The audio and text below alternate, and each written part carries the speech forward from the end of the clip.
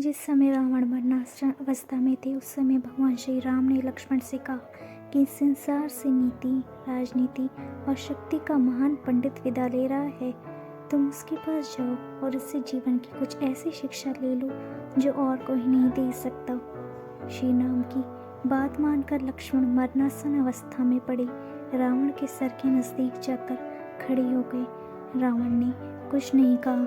लक्ष्मण जी जब वापस राम जी के पास लौट कर आए तब भगवान ने कहा कि यदि किसी से ज्ञान प्राप्त करना है तो उसके चरणों के पास खड़ा होना चाहिए, ना कि सिर की ओर। ये बात सुनकर लक्ष्मण जाकर इस रावण के पैरों की ओर खड़े हो गए।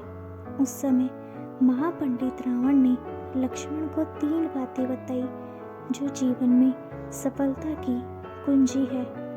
सबसे पहली बात जो रावण ने लक्ष्मण को बताई वह ये थी कि शुभ कार्य जितनी जल्दी हो कर डालना और अशुभ को जितना टाल सकते हो टाल देना चाहिए। यानी शुभस्य शीघ्रम। मैंने श्री राम को पहचान नहीं सका और उनके शरण में आने में देरी कर दी, इसी कारण मेरी यह हालत हुई। नंबर 2, दूसरी बात यह है कि अपने प्रतिद्वंदी, अपने शत्रु को कभी अपने से छोटा नहीं समझना चाहिए। मैं यह भूल कर गया। मैंने जिन्हें साधारण वानर और भालू समझा उन्होंने मेरी पूरी सेना को नष्ट कर दिया।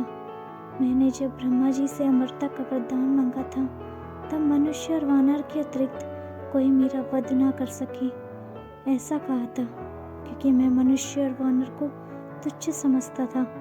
मेरी गलती हुई। नंबर 3, रावण ने लक्ष्मण को तीसरी और अंतिम बात ये बताई कि अपने जीवन का कोई राज हो तो उसे किसी को भी नहीं बताना चाहिए।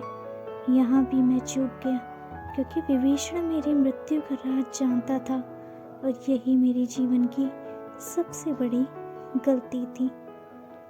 दोस्तों, कहानी अच्छी लगी और जानकारी अच्छी लगी, चैनल को लाइक कीजिएगा, सब्सक्राइब कीजिएगा। Thank you so much for watching.